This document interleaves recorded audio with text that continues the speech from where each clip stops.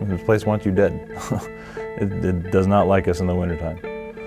You got to get zen with the environment that you're in, and it doesn't matter, if it's Arctic or jungle or what have you. You have to understand where you are. Being pushed all the way to the edge and then figuring out what you can handle. And this schoolhouse definitely does that.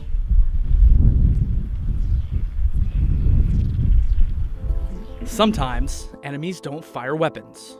Adversaries like ice, wind, and snow have slowed down and even halted military campaigns. The primary thing that we're trying to teach here at NWTC is over snow mobility and sustainment.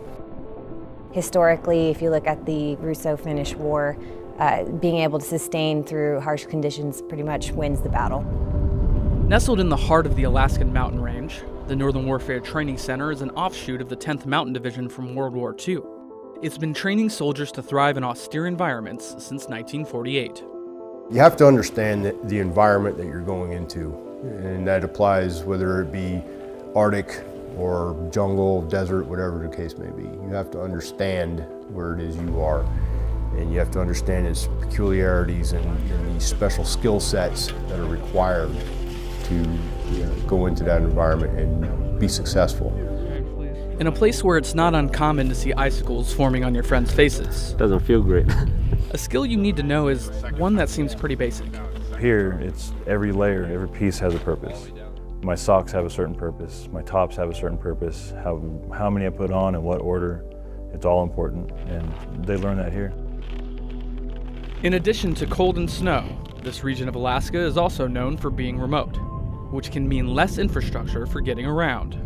The United States is a very machine-dependent army, and so for a lot of folks to get away from their machines and away from their roads and their infrastructure is sometimes shocking to their system.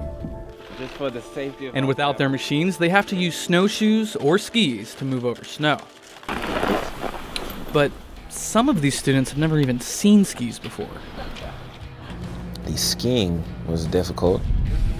I was never a skier. No, never touched skis. I didn't fall coming down that one though. Glad about that. It's not like snowshoeing. It's like, okay, I've rocked with snowshoes before, and then boom, skis. Spread them out more, man. We basically gave you your introductory ski courses that you would get at a resort or something. It's the baby steps. This is how you stand, this is how you walk, this is how you go downhill, this is how you stop. Once I got on the skis and fell a bajillion times, it just makes you want to keep getting better.